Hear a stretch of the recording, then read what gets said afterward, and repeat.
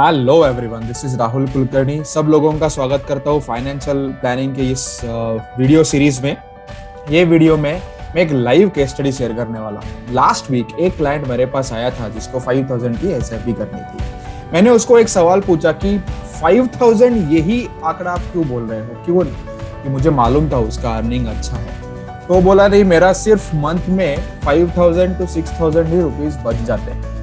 तो मैंने कुछ उनको सवाल पूछे और जो उन्होंने जवाब दिए वो मैंने एक्सेल में डाले और फिर हम लोग एक कंक्लूजन पे आए कि वो बहुत एसआईपी का आंकड़ा बढ़ा सकता है और उसके कुछ गलत एक्सपेंसेस हो रहे थे। तो चलिए देखते हैं एग्जैक्टली ये लाइव स्टडी कैसे थी, क्या एक्सपेंसेस थे और उसके बाद वो थोड़े बदलाव लाने के बाद एक अच्छा एसआईपी अमाउंट कैसे बढ़ा सकता है।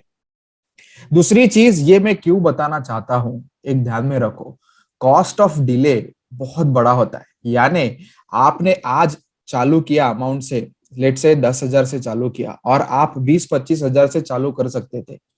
वही अमाउंट आप अगर 1.5-2 साल बाद चालू करते, 3 साल बाद चालू करेंगे ना, तो वो जो डिफरेंस है वो आपको 10 साल 15 साल के बाद बहुत बड़ा हो जाएगा। तो आपको आपकी फाइनेंशियल प्लानिंग के ऊपर ध्यान देना है, एक्सपेंसेस के ऊपर वर्क करना है और आज से ही बड़ा एसआईपी चालू करना है।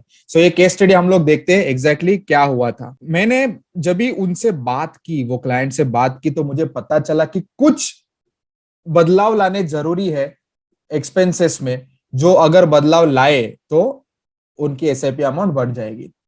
तो मैंने कुछ पॉइंटर्स लिखे और फिर मैं एक्सेल में आपको एग्जैक्टली दिखाऊंगा।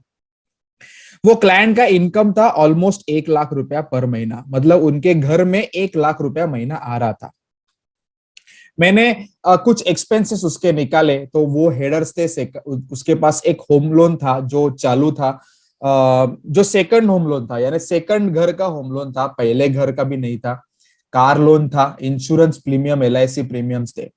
दूसरा, लाइफस्टाइल एक्सपेंसेस के बारे में मैंने थोड़ा सा पूछा, यानी आप कहाँ पे, आपके पास मोबाइल कौन सा है, आप मोबाइल ईएमआई पे लेते हो क्या? तो उसने हाँ बोला। आपके पास गाड़ी कौन सी है? तो वो उसकी आंखें और चमक गई, सीना तान के वो बोला कि मैं एक बढ़िया सी गाड़ी चलाता हूँ।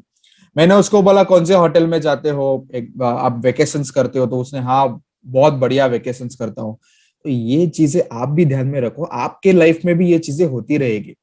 दूसरा, मैंने पूछा उसको कि आपने फोन पे करके क्यों नहीं लिया? तो वो बोला ये फोन 1 लाख रुपए का है। तो मैं बोला फिर नहीं लेने का 1 लाख रुपए का फोन, आपके पास अगर पैसा नहीं है तो you should not buy a 1 lakh rupee phone. तो बोला क्यों? Bajaj finance 0% rate of interest पे मोबाइल देता है। मैंने बोला see there are no free lunches in the market. वो एक ईएमआई आपका पहले ही ले लेता है। अगर आप वो ईएमआई कैलकुलेट करेंगे तो साल का 8-9% का इंटरेस्ट हो जाता है। सिर्फ हम लोग को लगता है कि वो 0% इंटरेस्ट है। तो उसने बोला कि मुझे दो ऑप्शन दिए थे, एक बजाज फाइनेंस था और दूसरा कैपिटल फर्स्ट था जो 0% पे थे। मुझे लगा क्या है, 12 महीने में हम लोग 1 लाख रुपया, 8,000 रुपया महीना भर देंगे, इसलिए मैंने ले लिया। बोला ठीक है। तीसरा, मैंने और उसको सवाल पूछे कि आपके पास एलआईसी है, पीपीएफ है, इंश्योरेंस है? तो वो बोला हाँ है ना, एलआईसी है, मेरे डैडी ने मेरे नाम पे कुछ एलआईसी पॉलिसीज निकाली है। मैंने उसको पूछा क्या मालूम है आपको एलआईसी क्या है? उसको कुछ मालूम नहीं था। तो मैंने और उसको जानने की कोशिश की। मैंने उसको बोला आपके पास इंश्योरेंस पॉलिसी है?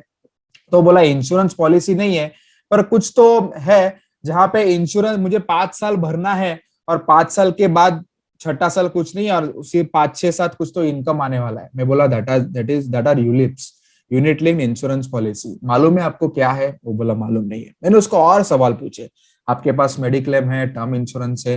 वो बोला मेडिक्लेम मेरा खुद का तो नहीं है, पर मेरे कंपनी का मेडिक्लेम है। बोला ठीक है। टर्म इंश्योरेंस है?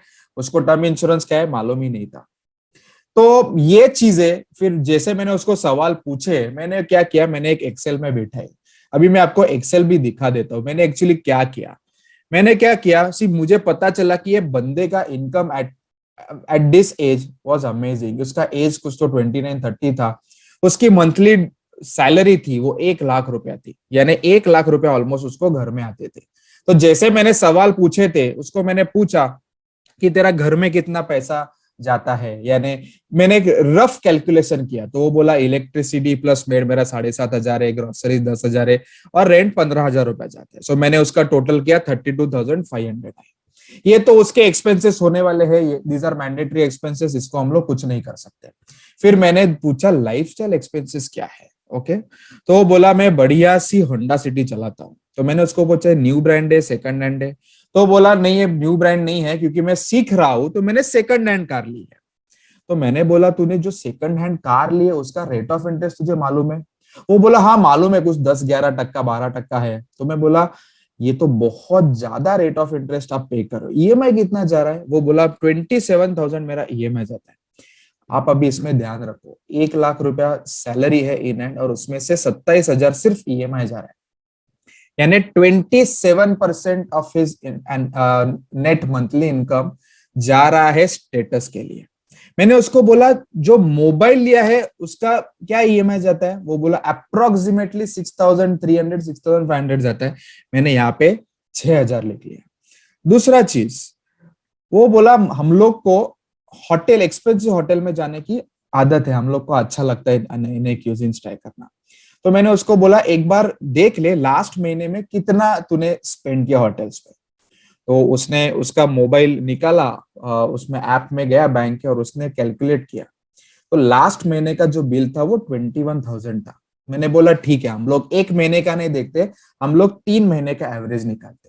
वो लास्ट 3 महीने का average on dinner and lunch was close to around 15,000 rupees per month, जो मैंने यहाँ पे लिख लिया। सो टोटल उसका लाइफस्टाइल एक्सपेंसेस था वो 50% हो रहा था उसके नेट ड्रॉन सैलरी पे। फिर मैंने उसको पूछा तेरे पास एलआईसी है, यूलिप्स है, मेडिक्लेम टर्म इंश्योरेंस? जैसे मैंने बोला उसके पास एलआईसी थी जो डेबिट हो रही थी ऑटो, वो 5,000 रुपए जा रहे थे, यूलिप्स भी 5,000 रुपए जा रहे थे। अभी आप यहाँ पे देखो, मैंने फिर उसको पूछा तेरे पास ट्रेडिशनल इन्वेस्टमेंट्स क्या है, यानी तू आरडी करते, सेविंग क्या करता है तू? 1 लाख रुपया तेरे मंथ में तुझे घर में पैसा आता है, तो तू सेव क्या कर रहा है? तो बोल रहा है मैं 5,000 की आरडी करता हूँ। अभी थॉट प्रोसेस देखो, मैंने बोला ये 5,000 की आरडी का पैसा तुझे कब यूज होगा?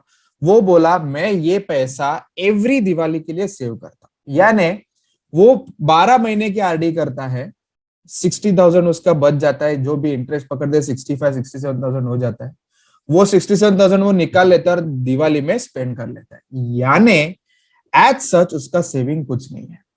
तो मैंने वहां पे भी लिख लिया। सो टोटल जो उसका नेट हाथ में बच रहा था पैसा वो 5,000 के आजू बाजू हो रहा था। तो मैं बोला अगर ये मैं 5,000 निकाल लू तो तेरा क्या बचेगा?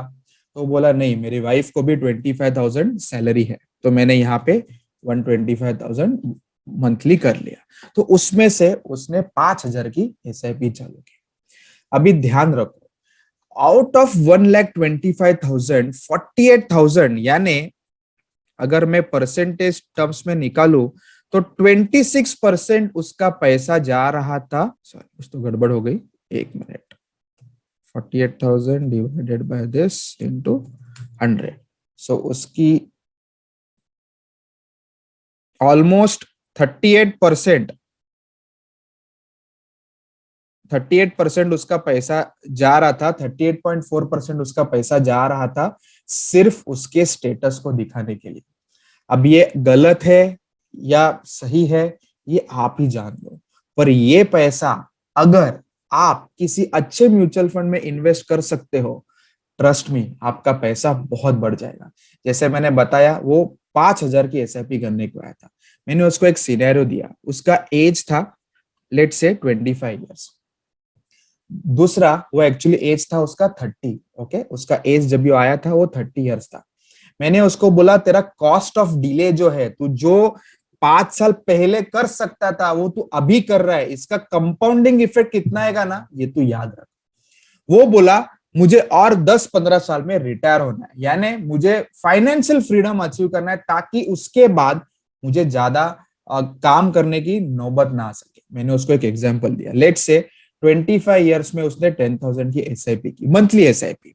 Target age for financial freedom was 40, यानी अगर आज 30 एज का है, 25 ईयर्स पे अगर वो चालू करता 10,000 की एसआईपी करता फॉर 15 ईयर्स, उसकी टोटल इन्वेस्टमेंट कितनी हो जाती? 10,000 इंटू 12 मंथ्स इंटू 15 ईयर्स यानी 18 lakhs। 12% भी उसको रिटर्न मिलता तो उसका जो 18 लाख इन्वेस्टेड होता, वो बन जाता 50.45 लाख। 50.45 लाख। अगर उसको 15% मिलता तो हो जाता 68 लाख।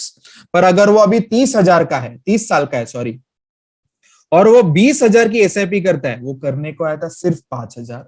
वो अगर 20,000 की करता for next 10 years, is investment would have been 24 lakh. 15% के हिसाब से भी सिर्फ 56 लाख हो रहा है, और यहाँ पे 68 लाख है। वो थोड़ा सा डर गया।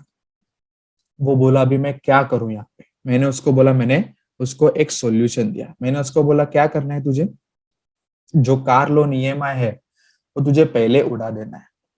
तो मैं बोला कैसे उड़ा सकता हूँ। मैंने उसको बोला तेरा रेट ऑफ इंटरेस्ट 12% है, तेरे पास जो एसेट अभी है, लेट से पीपीएफ में पैसा है, ईपीएफ में पैसा है, निकाल दे, पहला वो लोन वाइप आउट कर दे। उस 4-4.5 लाख का लोन बाकी था, ये 27,000 का लोन अगर वाइप ईएमआई वाइप आउट हो गया तो तू 27,000 इसमें ऐड कर सकता है। यानी 5,000 का एसआईपी प्लस 27,000, तू यहाँ पे 30,000 का एसआईपी ऑलमोस्ट बढ़ा सकता है। जो तूने एक्सोटिक, जो तेरे होटल के एक्सपेंसेस है जहाँ पे 15,000 है, वो तू 5-7 हजार पे ला। तो वो बोला कि मैंने 10,000 से कम किया तो तू 40,000 की एसआईपी कर सकता है। तो मैंने उसको सिनेरियो बताया, अगर मैं यहाँ पे 40,000 की एसआईपी कर सकता हूँ अगले 10 साल, तो मेरा 15% के हिसाब से मेरा जो वैल्यूएशन हो जाएगा वो 1,10,00,000 रुपया हो जाएगा। अगर तुझे 1,10,00,000 रुपया करना है तो तुझे वैल्यूएशन पे काम करना है, कहाँ पे खर्चे कम कर सकता है वो करना है तुझे, ताकि आफ्टर 40 ईयर्स तुझे सिर्फ और सिर्फ फाइनेंशियल फ्रीडम का मजा लेना है। मुझे मालूम है यहाँ पे जो मेरा वीडियो अभी देख रहे हैं उनकी लाइफ में भी ये प्रॉब्लम बहुत है। एक्सपेंसेस ज्यादा है, इनकम कम है, यानी इनकम है पर वो इनकम छोटी दिखती है। क्यों? मेरा सेकंड होम लोन चालू है, मैंने कार ले लिया है, मैंने मोबाइल ईएमआई पे लिया है। बहुत लोग आते हैं जिनका मोबाइल का ईएमआई 7 और 8 हजार होता है और मंथली सेविंग 2 या 3 हजार की होती है। उल्टा होना चाहिए। मैं तो बोलता हूँ मोबाइल कभी भी ईएमआई पे मत ले लो। मोबाइल अपग्रेड करो ही मत जब तक आपको प्राइम नीड नहीं है। एटलीस्ट 10-15 हजार की एसआईपी चालू करो। ऐसे ही एडवाइस अगर आप मेरे से चाहते हो, मेरे से कंसल्ट करना चाहते हो, तो you can call me on my mobile number. मैं फ्री एडवाइस आपको दूंगा। अगर आप मुझे आपका फाइनेंशियल एडवाइजर बनाना चाहते हो तो आप मुझे फोन करो, मोबाइल कॉल करो, जो भी आपको डिस्कस करना है वो करो। अगर आपको ये मेरा वीडियो अच्छा लगा रहेगा तो please do subscribe to my channel and share it with your family and friends. Thank you very much friends, thank you.